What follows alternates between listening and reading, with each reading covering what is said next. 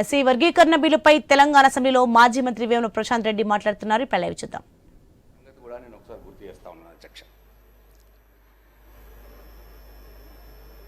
అయితే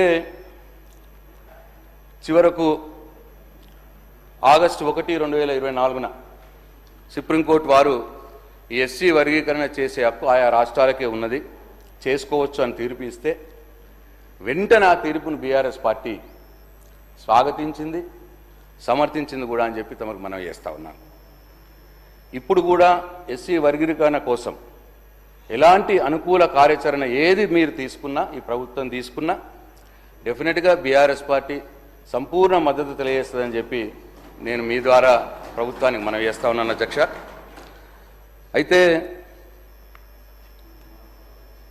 సరే, ఈ అంశంలో ఎవరికి తోచినంత వారు చేసినారు.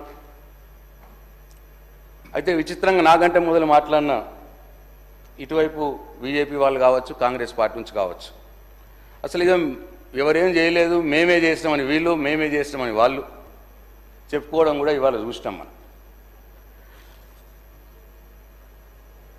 అయితే ఏవి కూడా సత్యాలు ఏవి కూడా తుడిపేయలేవు, దాపేయలేము అధ్యక్ష.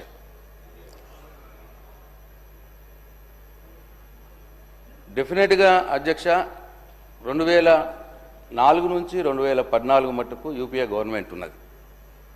వారే ఉషా మెహ్రా కమిషన్ని వేసినారు. ఉషా మెహ్రా కమిషను ఎస్సీ వర్గీకరణ రాజ్యాంగ సవరణ చేయాలి, ఎస్సీ వర్గీకరణ చేయాలి అని చెప్పి సిఫారులు చేసింది. కానీ అది ఏం కారణమో ఏమో ఆ 10 సంవత్సరాలు మాత్రం కార్యరూపంలోకి దాల్చలేదు అధ్యక్ష. ఇది సత్యం. ఇక్కడ కాంగ్రెస్ పార్టీ అధికారంలో ఉన్నది, అక్కడ కాంగ్రెస్ పార్టీ అధికారంలో ఉన్నది అధ్యక్ష. అట్లనే అధ్యక్ష ఇంకా విషయం, ఈ వర్గీకరణ కోసం మద్దతు రావట్లేదు, మాకు రావాల్సినంత చట్టసభల నుంచి కావచ్చు అని చెప్పి మాదిగ సోదరులు ఉద్యమాన్ని చాలా ఉధృతంగా చేసినారు. ఆ సందర్భంలో ఆ 10-15 సంవత్సరాలు ఆ సందర్భంలో కొంతమంది మాదిగ సోదరులు అమరులు కూడా అయినారు అధ్యక్ష. అప్పుడు గాంధీ భవన్ దగ్గర కూడా ఒక ఘటన జరిగింది. సో అప్పుడు కూడా మేము టీఆర్ఎస్ పార్టీగా వారిని గుర్తించినాం, అమరుల త్యాగాల్ని గుర్తించినాం, వారి కుటుంబాల్ని కేసీఆర్ గారు సహాయం చేసినారు. అంటే నేను చెప్పే ఉద్దేశం ఏంటంటే, మాకు ఈ అంశం పట్ల మొదల నుంచి కూడా మాకు ఒక కన్సర్న్ ఉన్నదని చెప్పడానికి నేను చెప్తున్నాను, తప్పిస్తే వేరే వాళ్ళని ఎవరిని విమర్శించడానికి కాదు. అయితే అధ్యక్ష బీజేపీ వాళ్ళది కూడా 2004 నుంచి 2014 మట్టుకు కాంగ్రెస్ వారు, 2014 నుంచి 2024 మట్టుకు బీజేపీ వారు కూడా మరి 10 సంవత్సరాలు సంపూర్ణ మెజారిటీ ఉన్నది పార్లమెంట్లో వాళ్ళకి, అబ్సల్యూట్ మెజారిటీ. అయినా సరే వాళ్ళు రాజ్యాంగ సవరణ చేయలేదు. ఆ రోజు ఇక్కడి నుంచి మనం తీర్మానం చేసి పంపించినాం, మన ఎంపీలు అడిగినారు. అయినా సరే ఆ రోజు పార్లమెంట్లో బీజేపీ వాళ్ళు కూడా రాజ్యాంగ సవరణ చేయడానికి ముందుకు రాలేదు అధ్యక్ష. ఒకవేళ నిజంగానే మన తెలంగాణ వచ్చిన తర్వాత ఈ శాసనసభ తీర్మానం చేసి, ఏకగ్రీవ తీర్మానం చేసి పంపించినప్పుడు కేంద్రానికి, కేంద్రం దాన్ని చొరవ తీసుకుని రాజ్యాంగ సవరణ చేసి ఎస్సీ వర్గీకరణకు కార్యాచరణకు అనుకూలమైన మార్గం చేసి ఇది అయ్యుంటే ఈ 10 సంవత్సరాల్లో పాపం ఈ ఫలాలు ఆ మాదిగ బిడ్డలకు దక్కేది కదా అని చెప్పి నా భావన అధ్యక్ష. అధ్యక్ష ఈ ఆగస్టు 1, 2024 వచ్చిన ఈ సుప్రీంకోర్టు నేపథ్యంలో ముఖ్యమంత్రి గారు ఇదే అసెంబ్లీలో చెప్పినారు అధ్యక్ష. సంతోషం, మేము ఎస్సీ వర్గీకరణ వెంటనే చేపడతాం, వెంటనే చేపట్టి తదుపరి ఏ ఉద్యోగాలు వచ్చినా, ఏ విద్యా అవకాశాలు వచ్చినా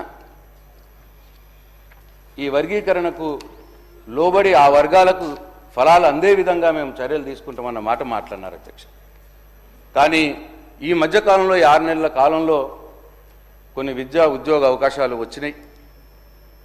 మరి అవి దీనికి సంబంధం లేకుండా జరిగిపోయినాయి అధ్యక్ష. నేను ఈ ప్రభుత్వాన్ని మా పార్టీ తరఫున డిమాండ్ చేస్తూ ఉన్నాను, ఇప్పటి నుంచైనా వచ్చే ఉద్యోగ విద్యా అవకాశాలు ఈ వర్గీకరణ అంశం తొందరగానే చేపట్టి ఆ రిజల్ట్ ద్వారా, ఆ వర్గీకరణ ద్వారా ఈ భవిష్యత్తులో వచ్చే ఉద్యోగ అవకాశాలు ఆ వర్గాలకు అందేటట్టు చూడాలని చెప్పి నేను ఈ ప్రభుత్వాన్ని డిమాండ్ చేస్తున్నాం పార్టీ పక్షాన.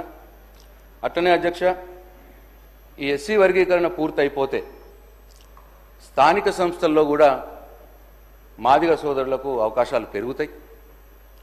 కాబట్టి ఈ ఎస్సీ వర్గీకరణ తొందరగానే దీన్ని అమల్లోకి తీసుకొచ్చిన తర్వాత, ఎస్సీ వర్గీకరణ అమల్లోకి తీసుకొచ్చిన తర్వాతనే ఈ స్థానిక సంస్థల ఎన్నికలకు పోవాలి, తద్వారా ఆ వర్గాలకు లాభం జరిగే విధంగా ఈ ప్రభుత్వం చేయాలని చెప్పి కూడా ఇంకో డిమాండ్ కూడా నేను మా పార్టీ పక్షాన ఈ ప్రభుత్వాన్ని చేస్తా ఉన్నాం అధ్యక్ష.